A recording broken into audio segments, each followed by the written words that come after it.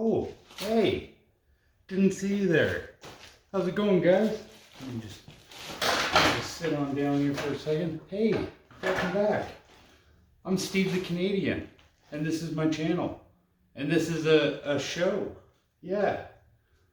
What's going on, guys? So, welcome back to a new series called Fixing It with Steve. I'm Steve, and this is what we're fixing today. You guys can't see it, but it is a 1993 Suzuki Quadrunner 250. Now you might be saying to yourself, Steven, that doesn't look like quad rims. And you'd be right, it's not. Those are car rims and tires on a quad. And yeah, beautiful thing.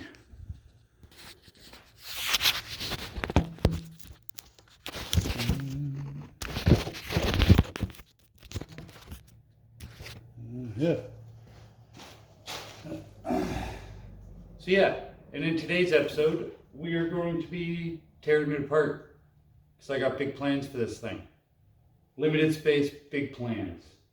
So if my editing skills are in any way anything, I'll put a quick picture up of an idea of what is coming. And then let you know that this will be something like that. But first I gotta tear it apart. I got cutting to do. We got welding in the future to do. But I got high hopes. Basically, I picked up this machine. Cutting back to the other quick backstory. So I picked up this machine for $300. That's $300 Canadian. So to you American fellas, like what, 70 bucks, something like that. Pretty good machine, pretty clean overall. I mean, I got panels right, so you know it's nothing too bad. Coming in at 3150 kilometers. I zeroed out the odometer, so I've put on 76 since I got it. This is a runner, running and driving. It's not too bad. So major thing with this one is the frame is beautiful. Everything about it. This was not an abused machine. When it comes right down to it, I mean, even the front plate, everything about it, like it was, the plastics were ridden hard, but the quad was never ridden hard. But the guy I bought it from, unfortunately, and this is where we're gonna, oh yeah, right, ugly. So he stripped the bolt in the head. I had my buddy fix it for me, 50 bucks. She's a runner. She just runs. Ugh. So she runs on this thing here and an electric fuel pump, which you can see just right there. Just an electric fuel pump hooked up down to the battery. And yeah, that gets her done because this has a vacuum system otherwise. So it would go from the petcock to a fuel pump and then up to the carburetor. But real, I don't want to do that. I don't want to replace the fuel system that way. I have to repair the head anyways. So I kind of have plans to go different directions. Yeah, so why don't we get at her? Pitter patter. See you guys in a second. So right off the bat, I'll show you guys why you don't put car rims and tires on your quad. I didn't check the other ones. Didn't bust these ones loose, but it busted one loose. It can do a lot of shit to your quad, to your quads. Oh, if you're wondering about the hat and then like why I'm wearing this, it's cold. It's cold up here. We actually got snow for once, but it's still cold. Yeah.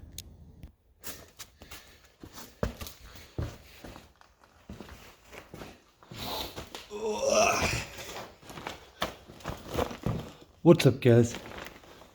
Welcome back. So, we'll start this segment off with don't put car tires on a quad. That's my mantra for this episode. Car tires don't belong on a quad. And you're probably like, hey, why not? I'll tell you why. So, okay, I'll preface this. Don't put car tires on a 30-year-old quad. And then you can ask your question, oh, but why not? I'll tell you why. That one's not coming off now. You may notice that there's a tire behind me, but there's also one still on the quad. And I'll tell you, it's not that I'm like not gonna do it. You know what I mean? Because I'm gonna do it. I'm gonna take it off. But I don't want to right now. I want to do something else. So we are moving on to the skid plate. Yeah. Oh. So, big news. It snowed. Yeah, I mean, that was alright. Still not enough for me to actually have to go do anything involving my contract, but it snowed nonetheless. So, got to go have some fun. Oh my god. Oh, this is inspiration for me to get air in this garage. To be honest, although I should have sprayed everything. Oh, see? I'm not even thinking. I'm not thinking ahead. I need to think ahead, guys. I should have went and got fucking, like, spray. Lubricant. Something to take this thing apart. Because, yeah, I picked it up and I ran it. And, yeah. I was just going to keep running it, but now I want to clean it up. Because it is, like, super, like... Oh, you guys can't see this. But hang on. Let me just... let me get you under here. Look at this. Right? Like, that is a decent under tray right there. Everything about it is real nice. So if you're asking, like, you know, what's a good candidate for customizing, well, this is it. And you know what? I never even told you guys why I'm doing this. So you know what? For episode 1, and we're back. This is the most jumpiest episode ever.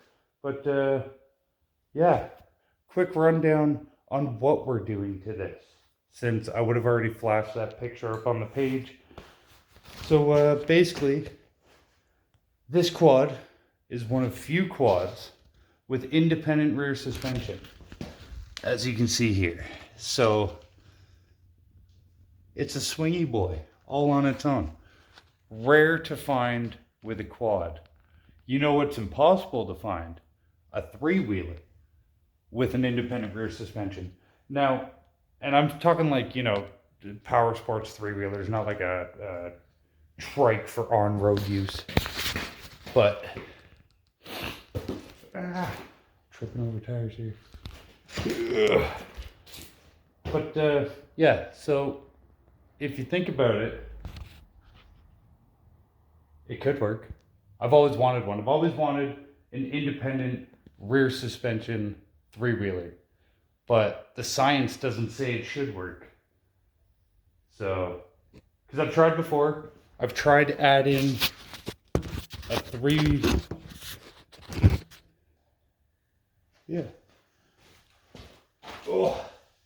I've tried before. I've tried, you know, can you add independent rear suspension to the back of a three-wheeler? And it's too much. It's a lot of math, a lot of work. So most people just get a quad with a straight rear axle and then add a three-wheeler front end. You know, that's all right. But I figured I'd go all the way on this one. You know what I mean?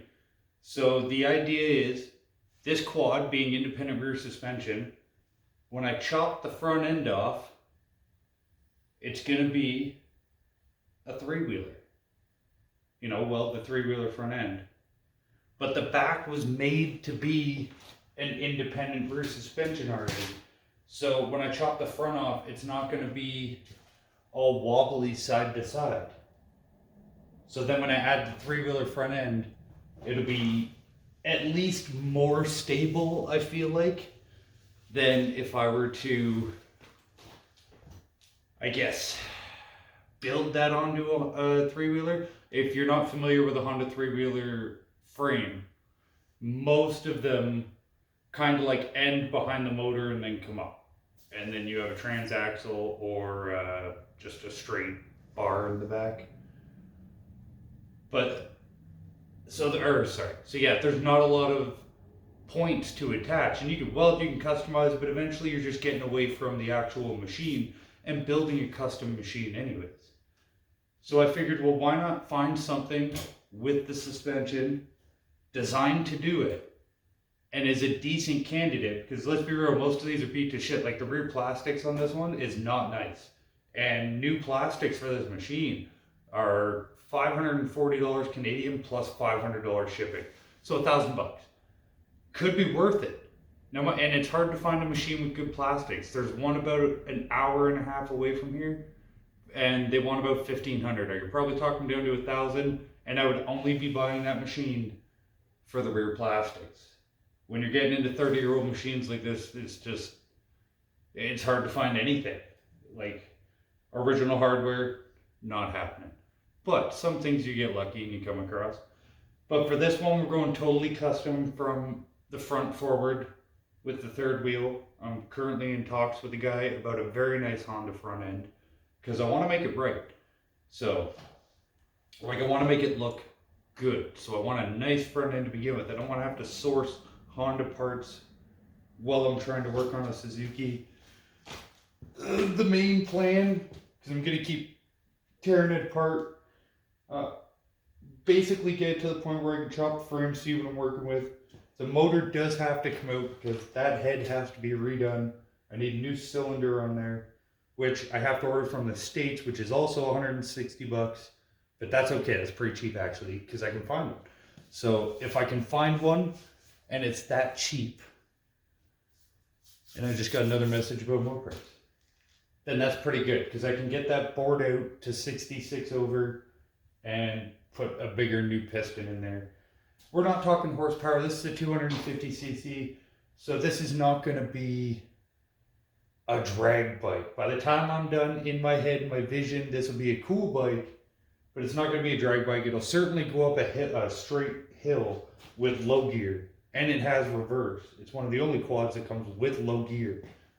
So basically, yeah. So we're going to be tearing it apart, tearing the suspension off, redoing the frame, cleaning up the motor, getting it good to go. I mean, everything Suzuki did in some way is just going to get changed a little. But when it's done, this will basically be the same. This will not. So, I don't know. If someone's ever looking for a slightly okay condition front for Quadrunner 250, I'll have it, and you can have it.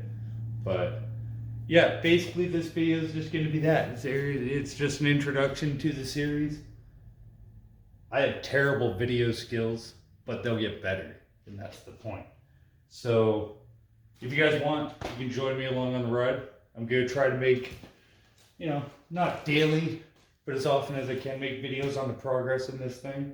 I feel like it's going to go rather fast.